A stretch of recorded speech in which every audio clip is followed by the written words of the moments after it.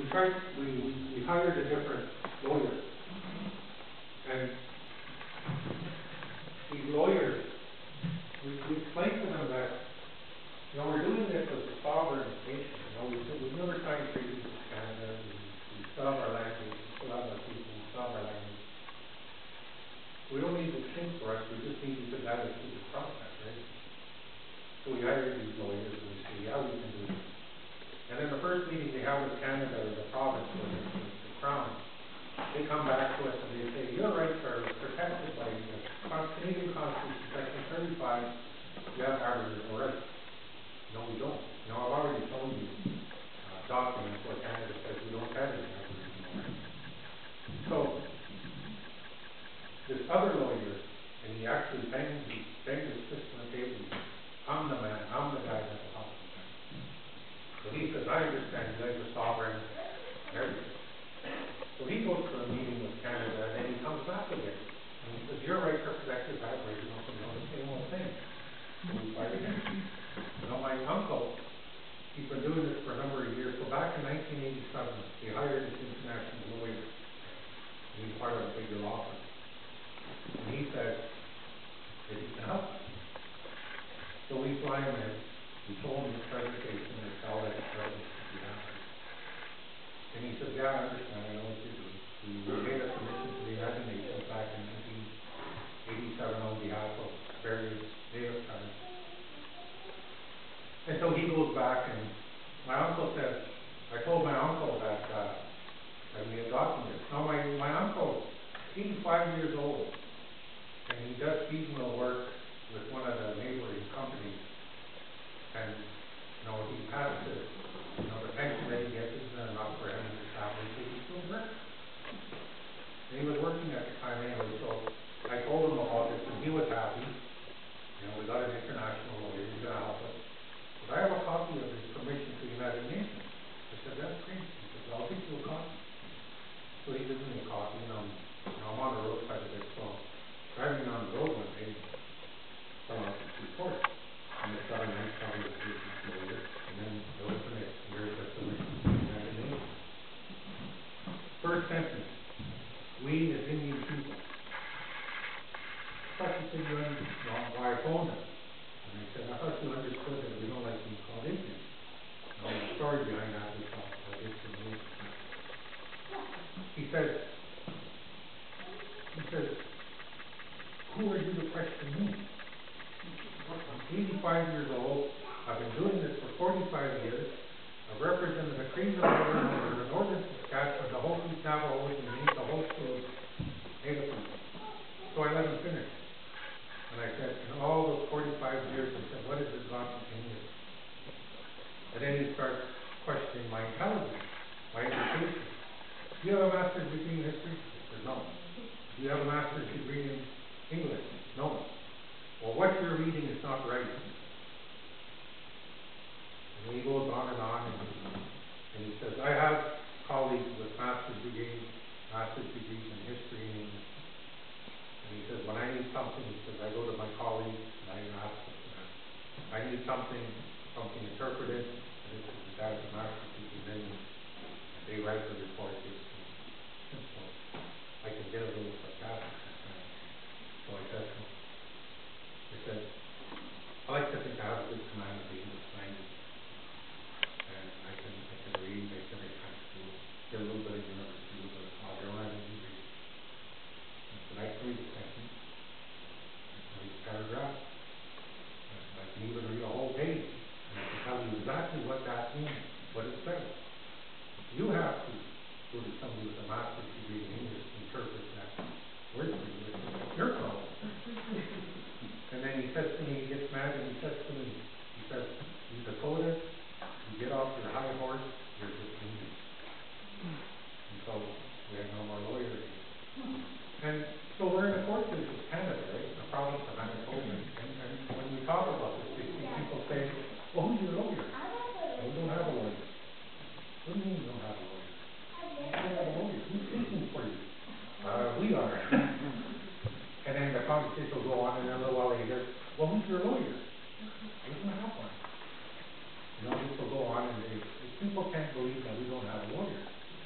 don't need a lawyer, we just needed somebody to help us do that case. So after we fired our lawyers, interesting thing happened. When, I don't know if anybody of you is involved in any court case, right? But your lawyer goes up against everybody, right? Do you ever get to see any of the actual documentation yourself? Okay, we've asked for it, but we've never actually seen what actually happened between the two, right? But we know there's back court deals going on and stuff. So this is what happened. Fellow's name is Orville Smoke. And again, he's our leader, but to the government candidate, he's the chief, right? When he's not elected, he's a traditional form of government. Right? So he gets the package in the mail, it's about that thick. You know, and there's 3 binders in there. And then there they have all the evidence that they have against us in the provincial court room, right? So we find out that we're under surveillance. So somebody's listening. I'm in Woodstock, New York. We were under surveillance. You know, some of you that know Facebook, they had copies of what we were talking about on Facebook. And the beauty of what we're doing is, they can put us under surveillance all they want. We're not hiding anything. We're open. It's all open. And so these documents that we got, the provincial government, the Crown, is so arrogant that they even have the possible defenses that we could use and how they're going to beat them. So according to them, their document, we call it an intimidation package. So they're trying to intimidate us into thinking that they're going to win. So I stay up till about 2 o'clock in the morning and I'm going through the stuff and I'll show you a couple of things. Now we don't like the word Indian. The word Indian, some of the native people, they say it comes from the Latin word Indios, meaning godlike. Right? But the word Indian comes from Christopher Columbus. He was trying to find a shortcut to India. Right? So Galileo at the time, and you guys must remember in school yet, I remember reading about that they thought the world was flat. And then they had these water falling off and these dragons on the bottom, or fire, or something like that. So Galileo in in the late 1400s, he's considered the father of astronomy. He invented a telescope. And he tells the Church of the Roman Catholic Church that it's not the sun that revolves around the earth that revolves around the sun. And we're not the center of the universe. And back then, there was no separation between church and state. So if you go against the church, then you get charged with heresy. So the father of astronomy, Galileo, was thrown in prison for 10 years. He spent the last 10 years of his life under house arrest. So he published his documents, and this is where the explorers got this idea that if the world is round, then we sail west, and we can come up on the other side, right? Because we talked to some people from the Middle East, and we asked them, why is the Middle East so important? But that's the trade route between the 3 continents, right? Europe, Asia, and Africa. So whoever has control of that territory basically controls the economy. So at that time, there was a war going on. So Christopher Columbus went to different countries, to England, and France, and Germany, and finally he convinced the King and Queen of Spain to finance the trip. What they did was they miscalculated the circumference of the earth. They thought it was this round, and really it was this round. So what they thought was if they had gone all the way around to the eastern end of the continent, and actually they landed in San Salvador. But because they were, Indians, they were native, right? He took 10 of them, the Canadian people, 10 of them, he took them back to Spain, convinced the King and Queen that he was on the eastern shore of the continent, and that India was just further in. So after they figured out that, they got to the western shores of the Americas, and there's another ocean over there, and that's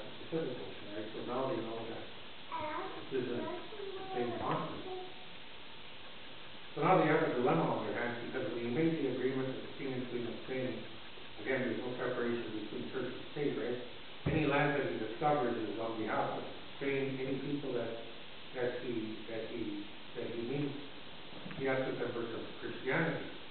How do you convert somebody to Christianity when you baptize? So now he's got a dilemma on his hands, him and all the other Spanish explorers.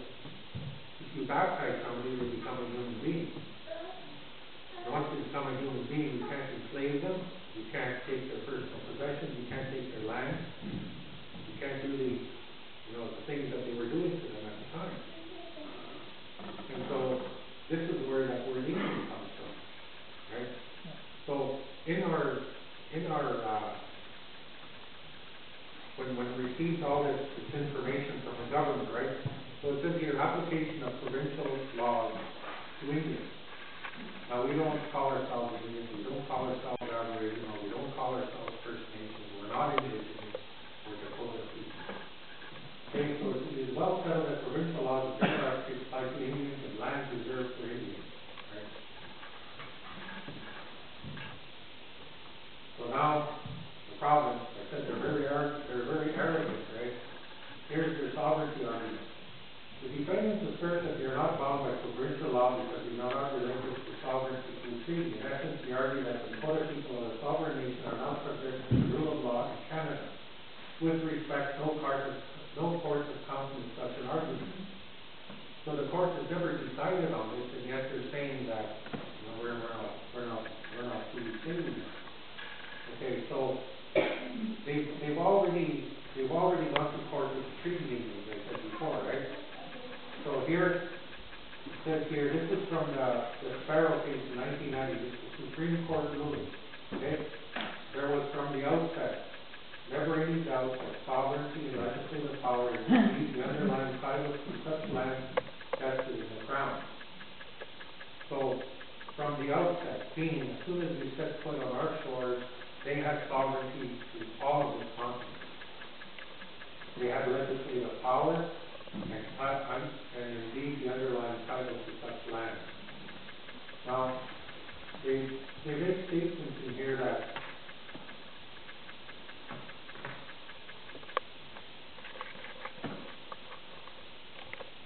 criminal law applies to Aboriginal people regardless of tribal laws. Royal Proclamation was supposed to be 1763. Sovereign nation recognized by the Royal Proclamation because of ancestral rights. The principle of sovereign integrity dictates that a state has exclusive sovereignty over all personal citizens' ratings over all property, real or personal, within its territory. Thus, Aboriginal people are subject to criminal and provincial law. Now, this principle of sovereign integrity, what does that mean? So, you look at this. Where does the rules of sovereignty come from? Well, in Europe, there used to be a family called the Habsburgs. They were in and around the German, Austria area. And so the Habsburgs controlled most of the territory. So this is where you get your kings and your knights and, the royal lineage and blood. So they would go out into the land and they would collect taxes from the people, meaning they would take half of their chickens, half of their livestock, or whatever. And so there was a war that happened in 1618, which was called the 30-Year War, so it ended in 1648. And from there was a series of peace treaties called the Peace of Westphalia. So from these treaties is where they get the laws of sovereignty. And these are the rules that they used when they came to North America. So according to those laws, the only way you can be sovereign say our group went on a cruise trip down into South America or into the South Pacific somewhere. If we found an island, we could claim sovereignty according to these rules if there were no people there, right? So where does that put us? Here. Well, this is what the Aboriginal, Indian, Indigenous, the lower form of human beings.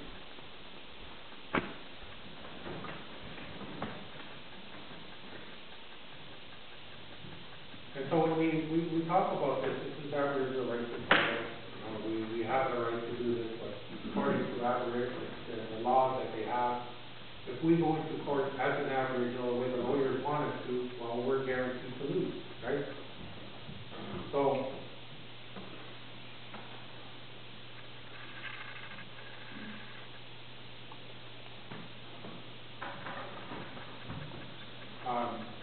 2 years ago, I took my mother down to,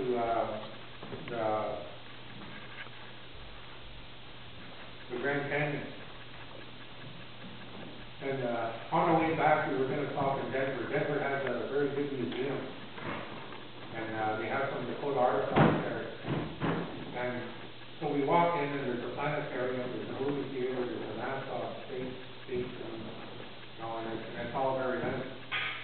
And so I asked the lady at the front, I said, where's the Native American? She said, it's on the second floor, so we go take the escalators to the second floor, right? I'm with my mom. My mom's 31 years old, my aunt, my daughter, her boyfriend, and my niece. Going up the escalator, and they said, well, you get to the top of the escalator, you turn right, and it's right there in the house. We get to the top of the escalator, we turn right, and what do we see? This. And I couldn't believe it, you know, I mean, we talk about this, right? But, you know, here's an example of it. So,